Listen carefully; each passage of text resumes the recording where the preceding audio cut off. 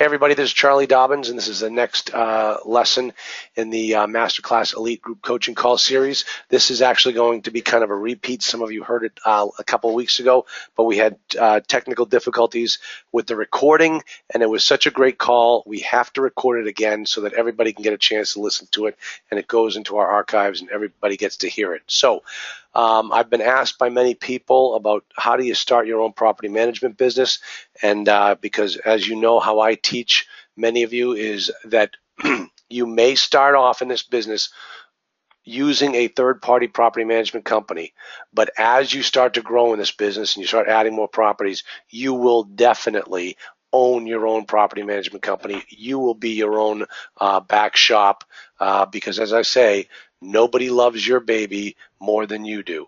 And you will find that out by working with third-party management companies. So I decided to have this repeat conference call with my accountant, my property accountant, who is the back shop for not only my properties, but for many companies just like mine throughout the country, and so you can see exactly how it operates, so that when the time comes for you to start your own property management company, you'll be able to know exactly how to do it. So as usual, as I always say, as required by the Massachusetts Bar Council's office, I am here to inform you that I am a lawyer. I am not your lawyer, so get a lawyer. And as I am now saying, folks, lawyers love LegalZoom. LegalZoom, is great if you're looking to just set up an LLC or very simple documents that involve you and maybe your family. But if you are looking to do deals with partners, if you are looking to go out there and raise private money, do not cut corners with an organization like LegalZoom. Make sure you hire a good attorney who knows what they're doing, who specializes in that particular field, and spend the money to do it. It'll be money very well spent. And then also it'll really raise the bar on your business. I mean, if you're out there looking to ask people for money to invest in your deal, and they see that you're cutting corners with the likes of a LegalZoom, right away you've got some bad faith going on, not bad will, not goodwill, but bad will going on with your investors, and you just don't want to start off that way. So don't cut corners with lawyers. All right, so meet my property accountant, Mr. Jeffrey Ecker of InFocus Property Services. Jeffrey, hello. Hello, everybody. Hey, Jeff. Jeff is actually, I can actually hear an echo on Jeff's line, and it's not a technical echo. It's actually the fact that he's actually on the other side of the wall from me right now. So that's how close our businesses are to each other. Now, Jeff's company is InFocus Property Services. Jeff, give us an idea of exactly what your business does. Sure, Charlie. Happy to. InFocus Property Services was put in place. I started this business about 9 years ago for the sole purpose of being the outsourced accounting infrastructure for owners who self-manage their properties and for property management companies who want to focus on their business, what they're really good at, and outsource the accounting and finance function to somebody else. So we do that for owners and property managers in about 25 states right now, pretty much across the country. And we probably have about 2,500 apartment units, residential units that we do, and several million square feet of commercial space that we do as well. So right, that's sort of the big picture. Now, when you and I met, you hadn't even started InFocus Property Services. You were an investor yourself. That's correct. I got into this business. I was investing in commercial real estate, and my biggest issue was the horrible quality of financial information that I was getting from the property managers who were overseeing the properties I was an investor in. My career started back in the 80s as a CPA with one of the big 5 accounting firms, so I know how it's supposed to be done, and I saw the information coming out of it, out of the properties I was invested in, and I pretty much knew that I could do it better. Because it just wasn't acceptable to myself. It wasn't acceptable to my partners. We didn't know what the property was doing. We didn't know what the property manager was doing with our cash. and it was a real challenge to properly oversee the property. So that's why we started the business. Yeah, and I remember when you and I sat down the first time and talked. I think it was right after I had spent about $6,000 with my tax accountant cleaning up the books of my property accountant, my property management company, in order to be able to do the tax returns, do the K-1s for all my investors. They had done such an atrocious job of managing the books that it cost me so much more money at the end of the day just to get my books squared away. And these are expenses that when you're looking to buy the property, you don't even take it into consideration until it becomes a problem. Oh, that's correct. I mean, most property managers, their accounting function is really nothing more than tracking a checkbook. They really don't know accounting. They don't really care about doing it in a quality manner. Their focus is on leasing and work orders, and make sure the grass is mowed and the light bulbs are changed out in the hallways and the common areas and the utilities are paid. And that's what they should be focusing on. And unfortunately, they always cut corners and try to handle the accounting in as least expensive a way possible, and it's never done well. And they also really never do it at the true LLC level. So as Charlie said, when you get to the end of the year, a lot of these property management companies will turn over financials to you that are not even remotely close to being ready for the tax accountant to prepare the return. So you end up spending a significant amount of money to get your tax return done. And what some of my clients are finding is they pay for our services by having reduced tax preparation fees. So they get better evidence of information during the year to steer the ship, and for basically no net cost, because you get to the end of the year and their tax return fees have gone down. I can attest to that absolutely. Compared to what I was spending in my tax accounting before working with you, and what we're actually spending now, and the time spent that has been saved is absolutely so much better than it was before. It is so worth it. Now, and one thing you mentioned, Jeff, that is I think people need to understand is how you handle pretty much the holistic approach to the accounting for the property. In other words, we give you the the mortgage when we buy a property. We give you the mortgage so that you track the balances. You look at the uses, sources, and uses sheets on a closing, and you track all of that information right in your system, so that at the end of the year, it's just you push a button and my tax accountant gets exactly what he needs. Yeah, all the acquisition accounting is done, so you have an accurate balance sheet at all times. So at any point in time, if you're out, raising money and you have investors who want to know how your property is doing, they're not only going to want to see exactly how the property is performing on an operating basis month to month, but they're also going to want to see what the balance sheet looks like. They're going to want to know the capital position, what the assets and liabilities look like on the property. So we keep that accurate at all times for you, so your investors can see the complete picture. Yeah, and I tell you, that has just been such a blessing. You know what we've been through with the SEC and all of that, and you were managing all of our books for all of our properties, and they come in there and make a huge demand, and it's clearly documented that within 3 days, on all of our properties, we turned over 4,777 pages of financial information to the SEC, and they never questioned any of it, which was amazing. I mean, that's great. I know. We've gone through audits, both financial audits, tax audits. I mean, we've had our clients go through every now and then go through the mill, and we always come out looking pretty good. Yeah. So let's talk about working with you, and this big question about property management systems. I mean, you've taught me so much about different property management systems and which ones are good and which ones are bad and why they're bad. And a lot of times, the new investor doesn't know the right questions to ask when it comes to the actual computer system that the third-party property management company is using. What can you kind of give us a little bit of a background on how these things operate, why you chose the system you chose, and what have you? Yeah. At first, a lot of people, when they're first starting out and they get their first property, let's say it's got 10 units or 15 units, whatever it is. And what they try to figure out to do is how to do it on the cheap. So they'll either try to run the property in something like QuickBooks or Quicken or something like that, or they'll try to manage it in a spreadsheet. And I mean, the bottom line is, can it be done? Yes.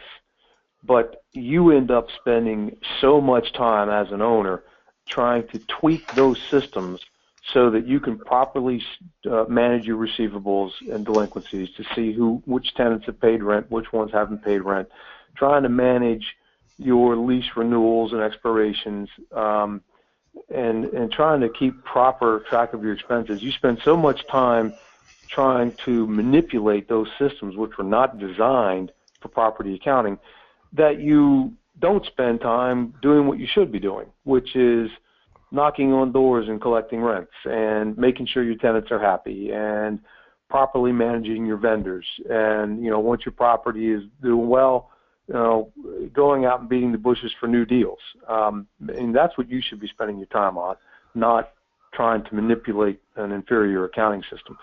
So there are various products in the market. There are just Rent Manager, One Site. There's a whole bunch. One Site and then Yardi. There's a whole bunch of them out there. I happen to choose the Yardi Voyager platform. It's a very high-end system. It's designed primarily for REITs, very large organizations, and it's designed with the appropriate internal controls to satisfy a publicly traded company and proper full-blown internal controls in a large corporation, which also means that it's such a robust and in-depth system that it's virtually impossible for a small business to ever attempt to buy it or implement it. It just can't be done.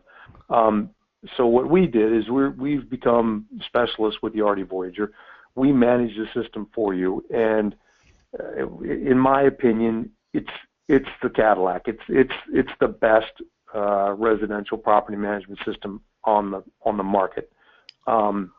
It gives you very in-depth information in many ways. There's all kinds of web access to it for you and your tenants, and it also gives the proper internal controls to make sure nobody's doing anything inappropriate. And we're able to get that system to a very small property at a very nominal rate. So that's kind of the big deal for us. So that's the system we're on, and that's why. So when a client, one of my clients comes to you and wants to put his new property on, having you be the back shop, they get instant access to Yardi and they can look and see into the system anytime they need to? Yes. I mean, Yardi's a platform that's completely online. It can be accessed in any operating system, whether it be Mac or PC. There are even multiple components of it that can be accessed on a smartphone or on a tablet. Now, you talk about financial controls, and that the Yardi system gives these controls probably, as you think, better than most of these other systems. What exactly do you mean from a new property owner standpoint? What type of controls are they going to need? Well, I mean, one of the controls that I like are you can have the complete ability to lock your property manager out of writing off rents or issuing concessions or credits to tenants without your approval. The biggest issue that I see in all my clients is delinquency and proper delinquency management. And, being able to completely control the data related to rents charged to tenants and rent payments from tenants is critical, because if you have that under complete control, then you can make sure that tenants aren't living for free, or you can also make sure that tenants aren't paying your property manager in cash and the property manager is putting the cash in his pocket. So that's sort of the biggest control is the ability to lock down the tenant side. And then on the payable side, we have to be able to have 1099 tracking properly in place. When you're going out and using vendors, you're going to want to use quality vendors who have appropriate insurance before they set foot on your property, and you want to have an accounting system that will make darn certain those people have that insurance in place before they'll even write them a check. So that's the kind of stuff. And then you also you don't want the ability for somebody to hide something that they did in a prior year or on a prior period. I mean, once you issue financials on a period, that period should be locked out. And if anything comes up, it should come up in the next period when you're focused on it, because you're not going to go back and look at something in a prior closed period. So those are sort of the big issues that I have on a control standpoint. Let me talk a little bit about the vendor issue, because this has come up a couple times with some vendors that we were using. When I say, hey, Jeff, I got a new vendor, the guys cuts down trees, right away you say, well, I need his 1099 and a W-9. The W-9 and a copy of his insurance certificate. And you set it up in the system so that I can't even tell you to pay that guy until you've got both those documents locked in the system. And the thing that gets me is the one of the things you put in there is the termination date or the effective date of his insurance policy. And when that policy is terminated or is no longer valid, if he hasn't given us a new certificate, we can't pay him. And I remember thinking, like, well, I got this guy who's been cutting down my trees, and we're running a balance with this guy. Will you pay him, please? And you come back to me and say, I can't pay him until I have his insurance certificate. Now, I can override you if I want, but that's a very good control to have, because you don't know what liability this guy's leaving out there for you and not paying his insurance. If somebody gets hurt on the property and he's not properly insured, it's going to come back on me. So why am I paying this guy when he's got an open liability for me that I need to protect myself against? I mean, that's exactly right. I mean, all the liability side and the insurance side is completely for you as an owner's protection. Yep. You just never want anybody, any subcontractor of any kind, setting foot on your property without the appropriate insurance. I mean, they could accidentally back over a child, or they could be mowing the grass and a rock could fly through a window. I mean, all kinds of strange things can happen and do happen. Yeah. I've seen just about all of it. And you need to have the insurance in place. You need to make sure that any claims are going against that vendor and not you. Yeah, exactly. Yeah. So, all right, let's talk a little bit here about how you interact with third-party management companies. And let me first kind of give the listeners how it happened for me. You came to me. The timing was absolutely perfect. You came to me and said, "Listen, I'm starting this new service in Focus Property Services, and we're going to be acting as back shop for property management companies, where we will do their the accounting for the owners." And you explain how we reduce the fee to the property management company, and that pays for you right out of that fee. So it's almost a wash on the books. And I had just gone through an atrocious experience with my third-party property management company on a couple of my properties, and the accounting of the numbers, nothing made sense that they were doing. So you came to me and said, "Hey, well, I will handle the financials. Let them handle the boots on the ground type of work, and we'll just work together." And that's exactly how we started working together. And Jeff, I don't know if you remember this, but you said, within 3 months, you will be doing this yourself. You won't even use them. And what happened over that 3-month period is you started to show me stuff that they were doing that it just boggled my mind. I thought to myself, I've been letting this go on. These guys have been performing this way for me for a couple of years now. How ridiculous, because they were hiding all the numbers. So why don't you talk to us about how you initially interact with the third-party management companies if somebody wanted to use you as their accountant? Sure. I mean, there are certain situations where you may be forced to have a third-party manager in place. One of the situations might be, if the loan that you're putting in place has a covenant that says you have to have an experienced third-party manager because this is your first property and they don't want you managing it. They want to have somebody else managing it. You might be forced to use a third-party manager. And if that's the case, the way we would work with you is we would help you try to find. I mean, you would have to try to find a third-party manager who would be okay with managing the property on the ground, handling all the interaction with tenants, handling all the interaction with vendors, being on call for work orders and things of that nature. But you tell them, you want to handle your own books, and then we handle the books for you. So, some property management companies are okay with that, some aren't. And anytime I find one who isn't, it's interesting because they usually say, well, if you're in charge of the books, how do we know you're going to pay our vendors? And our response is, well, shouldn't you be more concerned about your owner as opposed to your vendors? I mean, the property managers, they're an interesting lot because their primary allegiance is to their vendor buddies and not to you as an owner. And if you start interviewing third-party managers and they start questioning why you would want someone else to handle the books, inevitably their discussion is going to come down to making sure their people are paid, and that comes more importantly than paying their rent. Yeah, and that they get paid too. Yeah, and that they get paid. So that's their primary concern. So, but anyway, there might be times where you have to use one, and then there would have to be a third-party manager willing to let someone else handle the accounting. Sometimes that's successful, sometimes it's not. The other situation where you'll need one is, if you're buying your first property and it's not local to you, so you can't physically manage it yourself.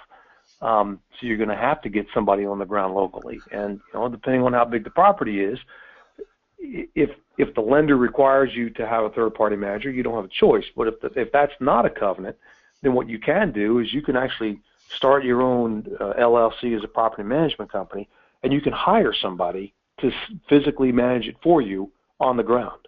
And we will work with that person to train them to use our system, train you to use the system. I mean, we have that situation in a lot of places around the country where someone's going out to buy their first property, and what they do is they hire some local person, physically put them on the payroll, and they're responsible for managing the property. And that seems to be the best way that it works. And then that enables you to expand your presence in that marketplace. You can scale that up if you've got somebody there. It works really well. And the other thing too is, and that's exactly the way we did it. But the key thing, and this is what I didn't want to get into after having owned my own insurance business for years with scores and scores of employees, is that I didn't want to get into the payroll business. I didn't want to have to deal with payroll and having to worry about all of that. And InFocus Property Services, handled all of the payroll for my employees. So it was totally seamless. When I ultimately took over the third party, the property management from the third party, those employees now started working for me, and the payroll was handled all by you. Yeah, that's correct. We handle all the payroll for all your employees, so you don't have to worry about any of that. That's the level of minutia that you as an owner would definitely not want to deal with. Perfect. All right, so let's see what's next on the agenda here. All right, let's talk about making the break, where we go from having a third-party management company do it to taking it on ourselves. How would that transition operate? Well, I mean, what that is that you're now responsible. You're going to be our primary point of contact for all your financial information. We're gonna make sure that you know how to read a rent roll. We're going to make sure you know how to read a delinquency report, and we're gonna talk to you about ways to manage your delinquencies and manage collections agencies if you need to, and evictions and things of that nature, and so that you know exactly the best way to use the information that we provide to you to maximize the profits on your property. And whether you are on the ground handling everything or you've got somebody working for you, we're going to be right there with you, showing you how to do it so that we can give a lot of advice on how to deal with vendors, the types of vendors to use for different situations, the type of contracts to put in place with the vendors. And there's a lot of things that happen when you take on yourself that you're going to get educated on very quickly. So, we ended up doing it. We had, I think, when we were at the highest, we had about 6 to 8 properties that we handled. I mean, you didn't have all of our properties, only because one of our properties is a tax credit property, and the feds required a certain certification of the property management company, so we didn't even get involved in that. And I'm glad we didn't, Jeff, because I wouldn't want to have to put you through that. That was working with the government is hell.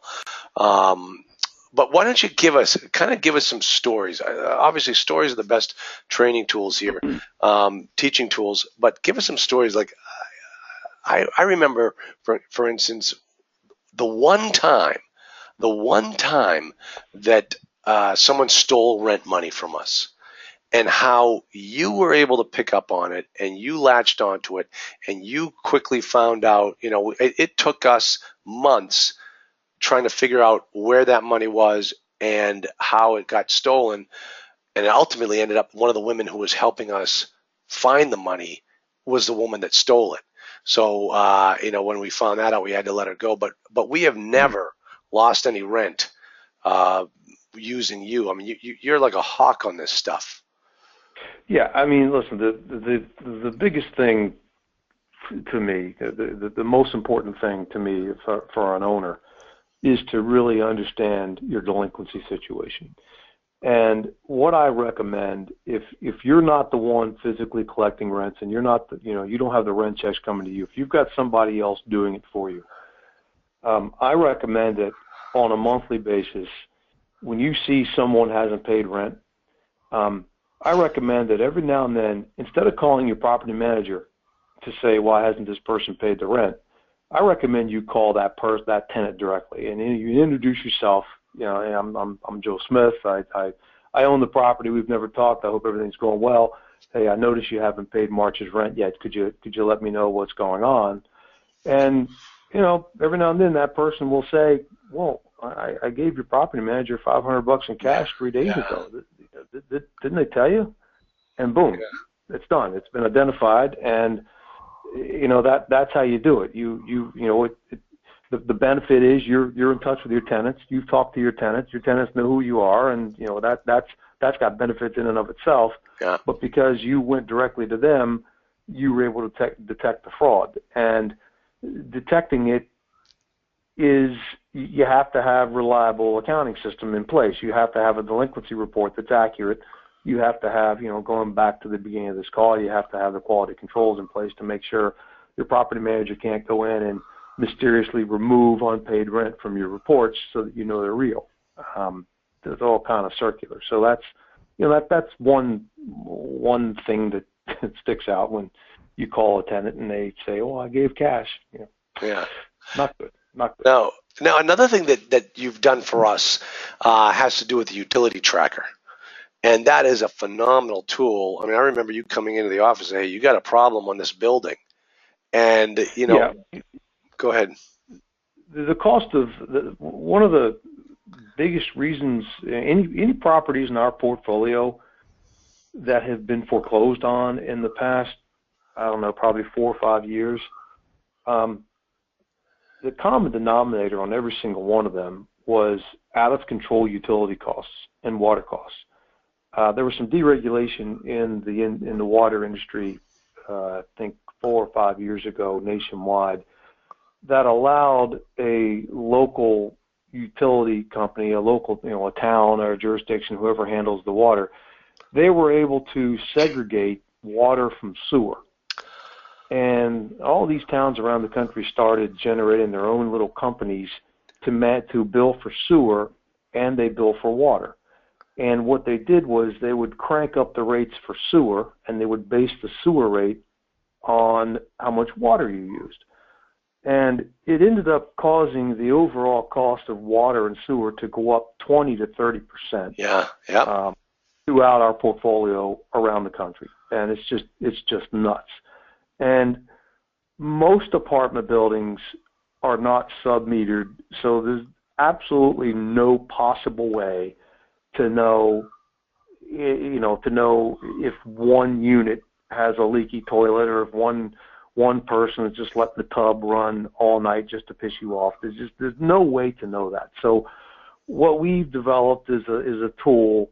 Every month when the water bills come in, we log in the usage of water at whatever level we're able to log it in. Whether it's at the building level, we can usually do it at the building level.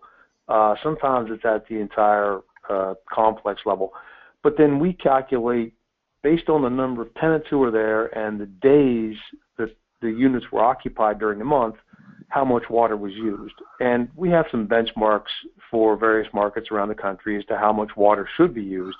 And we're able to tell you very quickly if you've got, if it's a little over the benchmark, then we would say to you, most likely you've got a bunch of toilets that are running on all the time. So we recommend you put a maintenance plan in place to go in and start, replacing some of the flushing mechanisms in the toilets.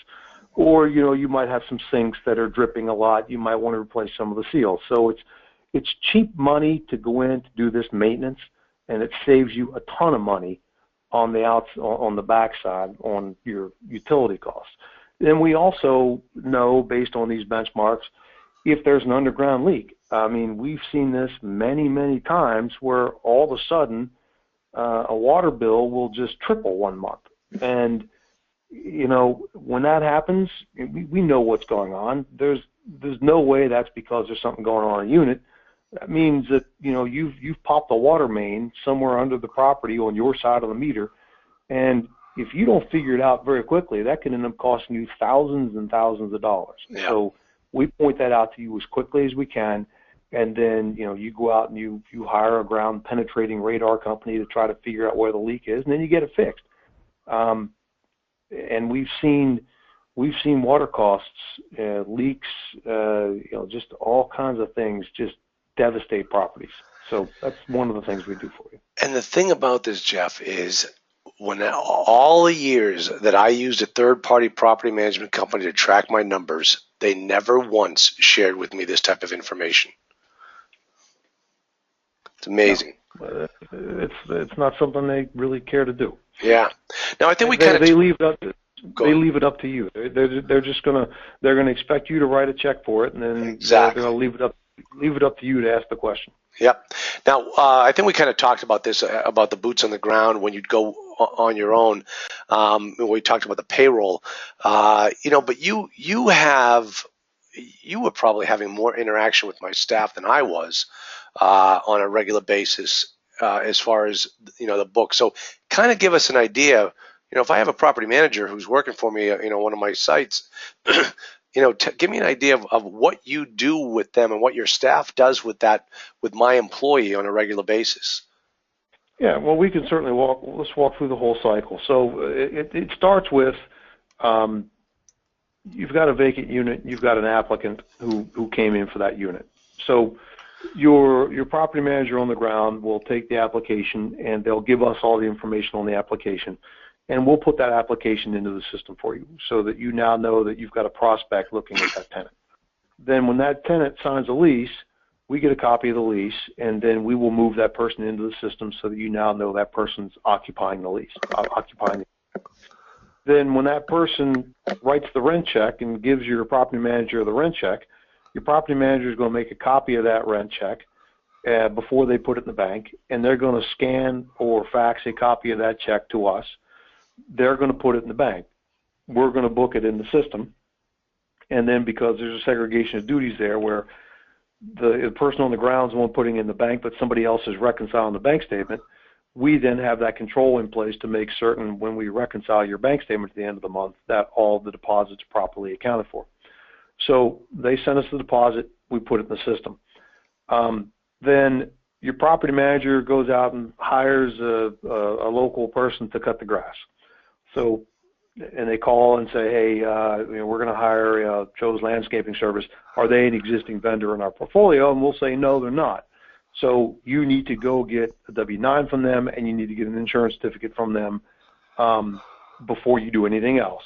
And once you get that to us, then we'll set them up in the system, and there'll be a live vendor that you can use. Then when that person cuts the grass, that person is going to give your property manager the invoice for the work they did. The property manager is going to send it to us. We're going to put it into the system. We're then going to show an open accounts payable listing to you as the owner, and we're going to say, okay, these are the bills that have been incurred by your property manager. Are these okay to pay? And then you will say, yes, it's okay to pay these. Don't pay this one. I want to talk to my guy on the ground about it. Then once it's been approved, we turn around, we write the checks, we mail the checks out to your vendors, all done. But we have a lot of daily interaction with your property manager, both on the tenant and the vendor level. Any questions they have typically about how to deal with something on the ground, they typically call us. They don't call you as the owner. They pretty much call us. I mean, our staff is on the phone or on email with our managers around the country all the time. Yeah, it's such a smooth process between the three different parties. It really works very nicely, very nicely. So, all right, let me ask you this, Jeff. What's the best advice you can give somebody who's just starting out? Well, my two biggest pieces of advice, one of them I've already touched on over and over again, is delinquencies. You've got to understand your delinquencies, and you've got to manage them. They can be like a disease. If somebody starts to not pay rent and you don't act on it, and then that person's neighbor realizes that their neighbor has been living there rent-free for 2 or 3 months, they're going to stop paying rent. And then it's going to spread. And then all of a sudden you got an entire building who's not paying rent because they know that you're not going to act on it. And by that time, you're in a situation where you can't evict an entire building or you won't be able to make your mortgage payment. So you have got to understand your delinquencies. You have got to act on them within the full extent of the local law and within the full extent of your leases. You've got to deal with evictions. You can't get soft on it. If somebody doesn't pay the rent, you got to deal with it. And we will educate you on how to deal with it. It is the most important thing you will do when running an apartment complex, is staying on top of your delinquency situation. The other best piece of advice I can give out would be on the vendor side. I would recommend, very simply, and I know this is a cliche, do not be penny wise and pound foolish when it comes to vendors. Use quality vendors who do good work, who have a good reputation. They may be a little more expensive, but in the end, it is what your property is going to need. If you will have better work, you will have a better experience with your tenants having vendors on site. You will have less exposure for lawsuits. I've just seen all kinds of bad things go wrong when you try to find the cheapest guy in town, a little handyman somewhere to go out and do work for you, who doesn't have insurance and complains and moans about having to give you a 1099 because they want to get paid under the table. Those are the kinds of guys who are going to give you fits in the end and are really going to be more trouble than they're worth. So use quality vendors who have a good reputation and have no problem playing by the rules. That was my two best pieces of advice. I'll tell you about the delinquencies, and you talk about it from a financial and accounting standpoint. I could just talk about it from a legal standpoint. That if you start treating your tenants differently because you don't have a system in place for how to deal with delinquencies, you are opening yourself up to a fair housing law violation, and you'll have even bigger problems. If you let one guy go an extra month and you haven't started the eviction process on him, but on another person you're starting the eviction process right away, that's going to be discrimination in the eyes of the Fair Housing Act, and they're going to come after you. So run your business like a business. Build systems in place so that everyone is treated exactly the same. And the thing, I agree with you, Jeff, about delinquencies. The problem with the multifamily business, and it's a business, but the problem with the multifamily business is, as an owner, you have a limited number of products that you can sell in a month. If you own a 40-unit property, you can only sell 40 products in a month. And if somebody doesn't pay you for that particular month, you're not getting that money back. You can't make it up next month with more product. You're limited. So you've got to really watch those delinquencies like a hawk. So, all right.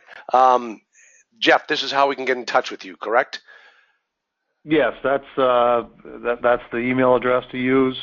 You can also give us a call if you'd like. Our phone number at our office is 781-934-8779.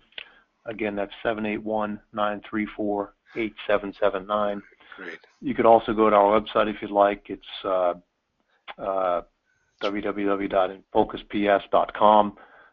We'll give you the disclaimer that the website was built by an accountant, so take it as such when you get there. We don't really worry about the site too much because there's really no need. It doesn't really have a use on a day-to-day basis. It's just a fine. But that's how you get in touch with us. So just reach out to us at any time. All right. Jeff, I thank you so much for your time. This recording has been now updated, and it's going to be on the coaching site, and I'm going to be getting it out to my list pretty soon. So thank you very much, Jeff. I appreciate your time and everything you've done for my business. You're very welcome. Talk to you later, guys. Bye-bye.